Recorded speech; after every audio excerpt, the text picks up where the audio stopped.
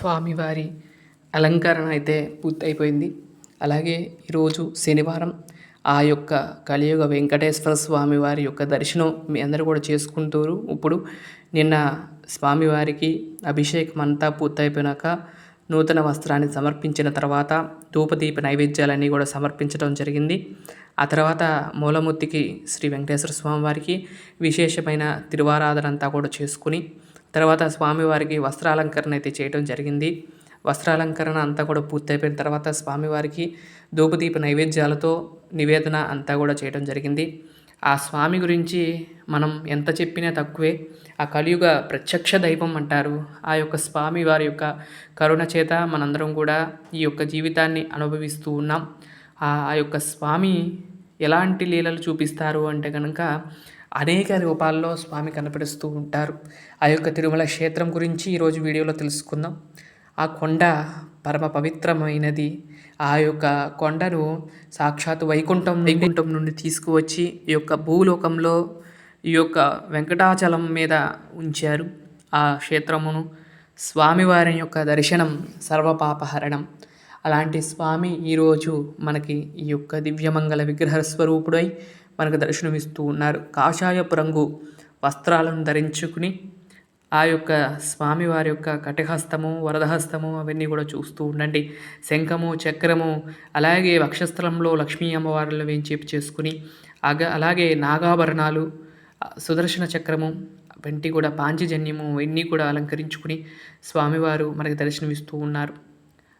కలవు వెంకటనాయక, కలియుగంలో వెంకటేశ్వర స్వామి వారిని ఎవరైతే పూజిస్తారో వారందరికీ కూడా సకల సంపదలు, ఆరోగ్యాలు, ఐశ్వర్యాలన్నీ కూడా దొరుకుతాయని చెప్తూ ఉంటారు. శ్రీనివాసుడు ఈ యొక్క కలియుగంలో మనందరినీ ఉద్ధరించడం కోసం ఈ యొక్క వైకుంఠానికి వదిలి ఈ యొక్క భూలోకంలో ఉన్న ఈ పుష్కరిణీ తీరంలో ఉన్న స్వామిగా వేంచేసి మనకు దర్శనమిస్తూ ఉన్నారు. ఎన్ని చెప్పినా తక్కువే. ఆ యొక్క దైవం ఆ యొక్క మాడవీధులు పరమ పవిత్రమైన ఆ 4 మాడవీధుల్లో ఎప్పుడు కూడా నిరంతరం స్వామి సంచరిస్తూ ఉంటారు. పరోక్షంగా, ప్రత్యక్షంగా వేరే రూపాల్లో స్వామి దర్శనం ఇస్తూ ఉంటారు. కొండ మీద బాలుడుగా కనపడవచ్చు, ఒక వృద్ధులాలుగా కనపడవచ్చు. అయితే రీసెంట్గా మనకు తెలిసిన వారు తిరుమల క్షేత్రానికి వెళ్ళటం, అలాగే వారు ఏం చేశారంటే కనుక లాకర్లు తీసుకుని ఛార్జింగ్ పెట్టి ఫోను తర్వాత ఆ లాకర్ సమయం అయిపోయింది. ఇంటికి అంటే కొండ దిగే సమయానికి ఆసనం అవుతంతో వీళ్ళు తొందరగా లాకర్ వేసి ఫోన్ మర్చిపోయి వెళ్ళి బస్సు ఎక్కేశారు. బస్సు ఎక్కింది కదలబోతుండగా వారికి గుర్తొచ్చిందంట ఫోన్. అయ్యో ఫోను జేబెత్తుకుంటే ఫోన్ లేదు. ఫోన్ లేకపోయేసరికి ఎక్కడ పెట్టుకున్నామని చూస్తే అక్కడ పెట్టినట్టున్నాము, ఛార్జింగ్ పెట్టినట్టున్నాము మర్చిపోయి అనుకున్నారంట. ఎమ్మటే మళ్ళీ పరిగెత్తుకుంటూ వెళ్ళి ఉంది ఫోను తీసుకున్నారు. అరగంట సమయం పట్టిందండి. ఏదంటే వచ్చేసారు, ఎక్కారు, ఇవన్నీ కూడా అరగంట పైన అయింది. కానీ చూడండి ఆ కొండ మీద ఇప్పుడు తీయాలి అనుకుంటే కనుక వేలాది మంది ఎప్పుడు జనం ఉంటారు. అందులో ఆదివారం ఆ రోజు ఎవరో ఒకరు తీయాలి కదండి. చూడండి స్వామి సంకల్పం ఆ కొండ మీద ఆయన ఉన్నాడు కాబట్టి ఆ ఫోను పోలేదేమోనన్నట్లుగా అనిపించింది. అంతే కదండి. ఫోను పోయి ఉంటే ఏమన్నా ఉందా అండి? ఇప్పుడు ఫోన్ అంటే కనుక అన్నీ దాంట్లోనే ఉంటాయి. డబ్బులు సంబంధించిన కనుక అన్నిటికీ ఆ ఫోన్ నెంబర్ లింకుగా ఉంటుంది. అలాంటి ఫోన్ పోతే ఏమన్నా ఉందండి? భక్తితో ఎవరైతే స్వామిని పూజిస్తారో, నమ్మకంతో ఆయన్ను దర్శనం చేసుకుంటారో వారికి అలానే జరుగుతూ ఉంటాయి. కాబట్టి స్వామి ఆ సమయంలో ఎలాంటి ఆటంకం లేకుండా స్వామి యొక్క టికెట్ ఒక్కసారి దొరికిందంటే కనుకండి, నాకు అనుభవం ఏంటంటే కనుక ఆ టికెట్ తీసుకున్నామండి ఒకసారి తిరుమల క్షేత్రానికి. అలాగే అప్పుడు వెళ్తాము అనుకున్న సమయంలో మా నాయనమ్మ గారికి సీరియస్గా ఉంటాం. అయితే మేము వెళ్దామా వద్దా అనుకుంటానే వెళ్ళాము. స్వామివారి మీద భారం వేసుకుని వెళ్ళాం.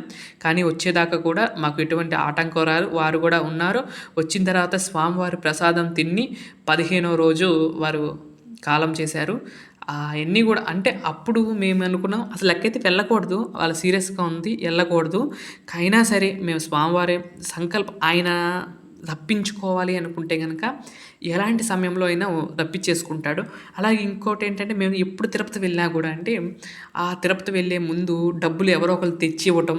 అంటే మాకు రావాల్సిన డబ్బులు ఎమ్మటే టికెట్లు చేసుకోగానే 2 రోజుల్లో వెళ్తున్నాం అనంగా డబ్బులు అనుకుంటే ఆ డబ్బులు ఎలాగోలా అంటే ఒక్కోసారేమో డోగరా డబ్బులు పడినాయండి. నేను ఇంకోసారేమో వేరే వాళ్ళు ఇవ్వాల్సొచ్చింది. ఎప్పుడు ఇవ్వరు. వాళ్ళు లేట్‌గా ఇచ్చేవాళ్ళు. కానీ వాళ్ళేదో మాకు అనుకున్న పని అయిపోయిందయ్యా, మా డబ్బులొచ్చేసినాయి అని చెప్పి ముందు ఇచ్చేయటం. అలా జరుగుతూ ఉండేది. ఇదన్నీ కూడా ఆ స్వామి లీలే. మనం వెళ్ళాలి అనుకుంటే మనం అక్కడికి వెళ్ళలేము. ఆయన సంకల్పం చేతనే అక్కడికి మనం వెళ్ళగలం కాబట్టి, ఆ స్వామివారి సంకల్పం చేతనే మేము ఎప్పుడు కూడా తిరుమల వెళ్తూ ఉంటాం. ఇక్కడ స్వామివారిని చూడండి, పుష్పాలంకరణలో మనకు దర్శనమిస్తూ ఉన్నారు. కలియుగ వెంకటేశ్వర స్వామి, ఆపద్బాంధవుడు, అనాథ రక్షకుడు శ్రీనివాసుడు. చూడండి ఎంత సుందరంగా స్వామి మనకు దర్శనమిస్తూ ఉన్నారో. ఏడుకొండలవాడ వెంకటరమణ గోవింద గోవింద అంటే చాలండి, మన యొక్క కష్టాలు పాపాలు కూడా అన్నీ కూడా తొలగించే ఆ దైవం, ఆ కలియుగ ప్రత్యక్ష దైవం వెంకటేశ్వర స్వామివారు. అలాంటి స్వామి మనకి దర్శనాన్ని కలిగిస్తూ మనందరినీ కూడా అనుగ్రహాన్ని ఇస్తున్నారు స్వామి.